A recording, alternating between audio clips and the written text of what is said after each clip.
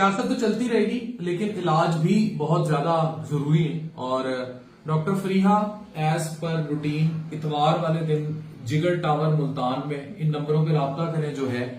जो बांझपन है, जिन खवातीन को जिनके बाकी मसाइल चल रहे हैं, यहाँ फ्री कैंप होता है। इवन जो प्रेग्नेंट खवातीन है वो अपने एंटीनेटल चेकअप्स जो हैं वो भी यहाँ आके करवा सकती हैं मुकम्मल तौर पर।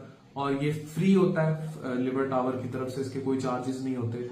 तो आप कल बरोज इतवार किस टाइम 2 से 5 2 to 5 PM 2 से 5 बजे तक she is consultant FCPS gynaecologist और ऑप्स को और इनफर्टिलिटी को भी डील करती हैं। यानी जो बच्चे नहीं हो रहे बच्चों, ये प्रोसीजर्स भी करती हैं जिनके बच्चों के इश्यूज हों, इनफर्टिलिटी के इश्यूज हों, बांझपन के इश्यूज हों, चाहे मर्द हैं चाहे औरतें हैं। तो कल इतवार 2 से 5 मुल्तान कैंट में जिगर टावर मुल्तान एयरपोर्ट के पास है।